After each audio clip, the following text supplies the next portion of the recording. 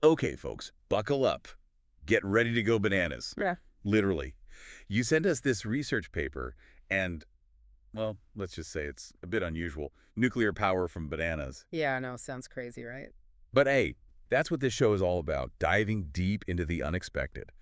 This deep dive is going to peel back some fascinating layers of science, maybe some logistics, and who knows, maybe even a little philosophy. A bit of philosophy with our potassium. Why not? So this paper, it's titled, get this, Full Cycle Banana Fission Reactor Design and Analysis. Quite a mouthful. Catchy, right.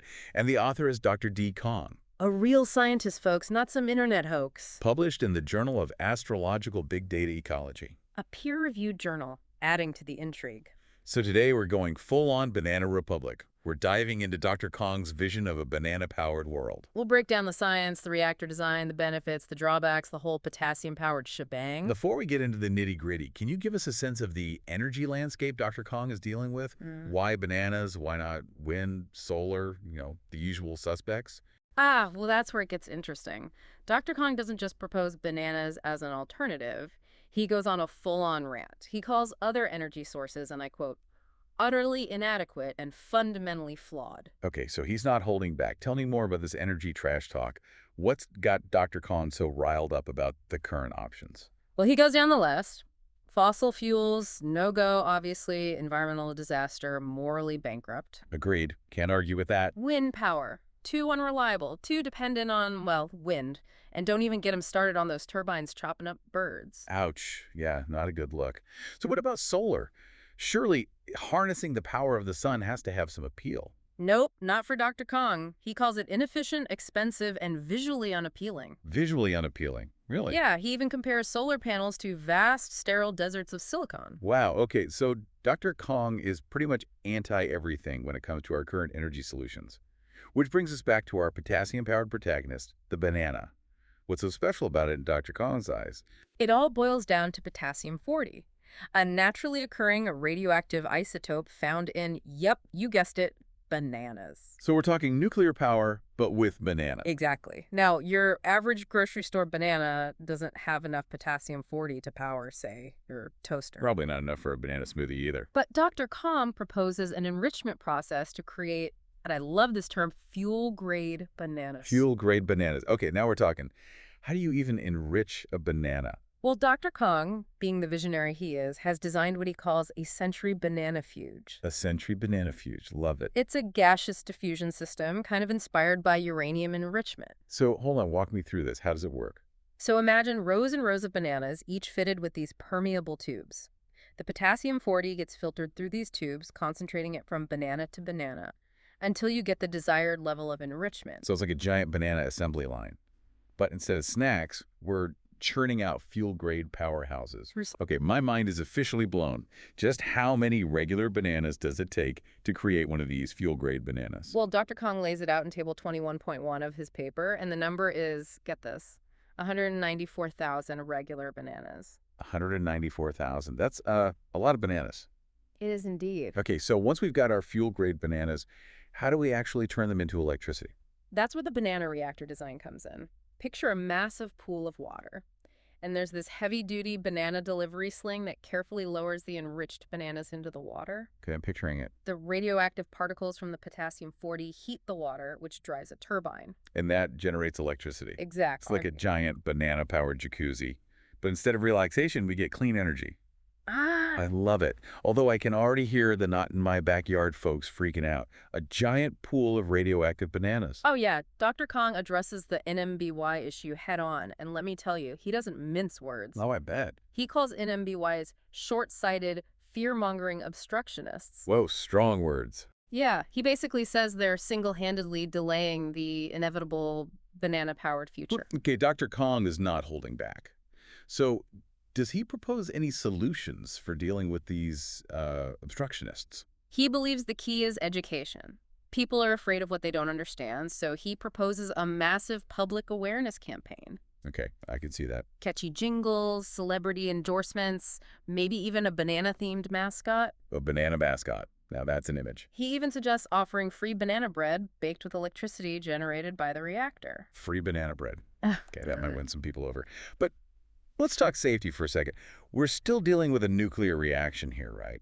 Even if it is fueled by potassium-rich fruit. Absolutely. Safety is paramount. To control the reaction and prevent meltdowns, each enriched banana is fitted with lead razor blades. Lead razor blades in bananas. This is getting more and more surreal. It is, isn't it? But those blades, they help slow down the reaction, right? Exactly. They keep everything stable. Even with those precautions, I'm assuming there's still a possibility of a, well, banana meltdown. What happens then? That's where things get even more interesting. Dr. Kong has a surprisingly delicious solution.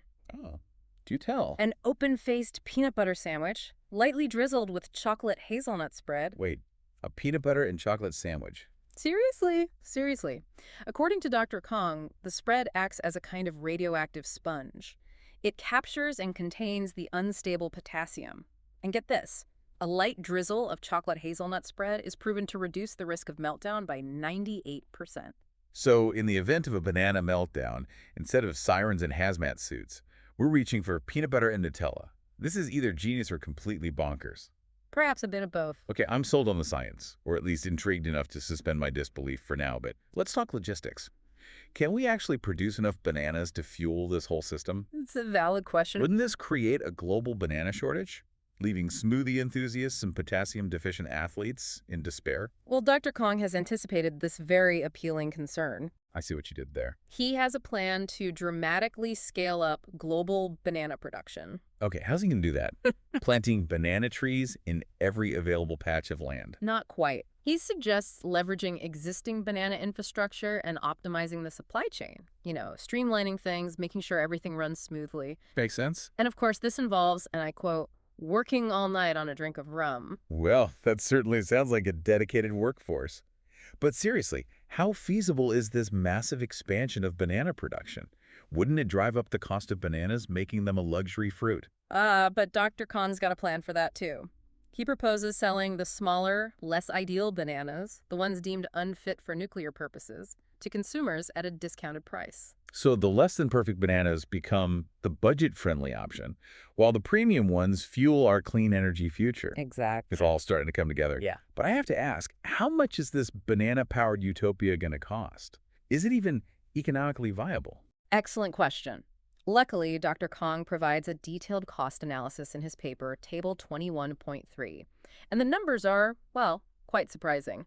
The estimated cost per kilowatt hour for banana-powered electricity is just 0.04833. That's incredibly low. It makes banana power competitive with, if not cheaper than, many other renewable sources. It does indeed. So it seems like Dr. Kong might be onto something here. Maybe this whole banana power thing isn't so bananas after all. Perhaps we've been underestimating the power of the humble banana. Well, on that note, we're going to take a quick break, but stay tuned, because when we come back, we'll continue to peel back the layers of this intriguing research and discuss the real-world implications of a banana-powered future.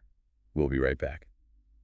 Welcome back to our deep dive into the fascinating world of banana-powered nuclear reactors, where we're exploring the economics of this appealing new technology. Before the break, we were talking about that surprisingly low cost of banana-powered electricity. But like they say, there's no such thing as a free lunch, or in this case, a free banana split. So what are the downsides, the potential hidden costs of going bananas for energy? Well, Dr. Kong does address those challenges in his paper. One of the major concerns, of course, is waste disposal. What do you do with all those spent radioactive banana peels? You can't just toss them in the compost bin, right? Exactly. Those peels still contain unstable potassium isotopes. They need to be carefully stored. And that's where the gorillas come in, right? Yeah. Dr. Kong's solution is a team of highly trained gorilla guards. It's like something straight out of a sci-fi movie. So elaborate a bit more on this absolutely brilliant security detail. Well, according to Dr. Kong, gorillas have a natural affinity for bananas and a, let's say, protective instinct when it comes to their stash. They're also incredibly strong, making them ideal candidates for this high-security role. So it's a win-win. The gorillas get a steady supply of slightly irradiated bananas. And we get peace of mind knowing our spent nuclear fuel is under watchful simian eyes. Okay, but let's shift gears for a moment and address the elephant, or rather the banana, in the room, the NMBY factor. Ah, yes, the NMBYs. Dr. Kong dedicates a whole section of his paper to this phenomenon, And let me tell you, he's not a fan. So give us the rundown on Dr. Kong's beef with the not-in-my-backyard crowd. He sees inimimism as this major roadblock to progress, a manifestation of fear and ignorance, preventing society from embracing bold, innovative solutions like this. So instead of looking at the big picture, the benefits of banana-powered energy, they're getting hung up on the idea of a giant banana reactor in their neighborhood. Exactly. They're worried about property values, imaginary health risks, and the potential for their backyards to become overrun with radioactive gorillas. Okay, the radioactive gorilla part is a bit much, even for Dr. Kong. Agreed. But his point is that fear, often irrational fear, is a powerful motivator, and it can really derail even the most promising innovations. A classic case of short-term thinking trumping long-term benefits. Precisely. And Dr. Kong argues that we need to move beyond this mentality if we're ever going to solve the pressing energy challenges facing our planet. So what's the solution? How do we convince those NIMBYs to go bananas for banana power? Dr. Kong believes education is key. People need to understand the science behind banana fission, the safety measures in place, and the potential benefits for the environment and the economy. It's about changing the narrative, right? Instead of viewing banana reactors as some kind of radioactive monstrosity, we need to reframe them as symbols of innovation, progress, a more sustainable future, maybe even a tourist attraction. Picture it, the banana power plant and theme park, complete with gorilla meet and greets, and all-you-can-eat potassium-enriched banana splits. I'm not sure about the theme park idea, but I think you're on the right track. It's about shifting perceptions and helping people see the potential of this technology. So we've talked about the science, the safety, the economics, even the potential for, let's say, apocalyptic security breaches. But at the end of the day, the question remains, is banana power just a bunch of hot air? Or does it have the potential to become a viable energy source? That's the million-dollar question, isn't it? Or maybe the million banana question in this case. Well played. I think it's too early to say for sure whether banana fission will be the next big thing in energy. So we're not all going to be driving banana-powered cars anytime soon. Probably not. But I do think Dr. Kong's research is incredibly valuable. Even if it never leads to a full-scale banana-powered world, it forces us to think outside the bunch, to challenge our assumptions about what's possible, and to consider some unconventional solutions to our energy challenges. Like that saying, if you want to make an omelet, you got to break a few eggs, or in this case, a few bananas. Exactly. Sometimes progress requires a willingness to embrace the absurd, to explore ideas that might initially seem crazy or even laughable. And who knows, maybe someday, instead of lamenting sky-high energy bills, we'll be reminiscing about the days before banana power, when we were all in the dark, both literally and figuratively. I, for one, welcome our new potassium-powered overlords. And on that note, we'll wrap up our deep dive with a look at the broader implications of Dr. Kong's research and what it might mean for the future of energy and, of course, the future of bananas. Stay tuned. Welcome back to the deep dive, where we've been on this wild ride through the world of banana-powered nuclear reactors. It's certainly been a fascinating, if slightly unconventional journey. Filled with scientific intrigue, logistical challenges, and, oh yeah, plenty of banana puns. We've delved into the science of potassium-40, the intricacies of the centrifuge. We've explored the world of gorilla security, the surprisingly delicious solution to a banana meltdown. Peanut butter and chocolate hazelnut spread, never forget. But before we wrap up this potassium-packed adventure, I think it's time to zoom out a bit and consider the bigger picture, the broader implications of Dr. Kong's research. I think that's a great idea. So let's get philosophical for a moment. What does it all mean? Does this paper, does it transcend just scientific inquiry and become, I don't know, social commentary? I think it does, at least to some extent. On one level, it's a brilliant satire of the energy industry and our, let's face it, often irrational anxieties about new technology. It's like he's holding up a funhouse mirror to society, showing us our own absurdity. But instead of distorted reflections, we get potassium-powered banana reactors. Exactly. By embracing the absurd, by pushing the boundaries of what we think is possible, he's challenging us to confront our preconceived notions about energy, innovation, and even the humble banana. It's a reminder that sometimes the most groundbreaking ideas, they come from the most unexpected places, or in this case, from the most unexpected fruit. And while we may not be plugging our homes into banana reactors anytime soon, Dr. Kong's work serves as a powerful reminder that innovation can truly come from anywhere. So, to our listeners, we leave you with this.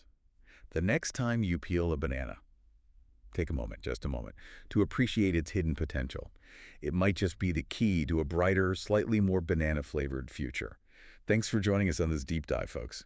Until next time, Aves.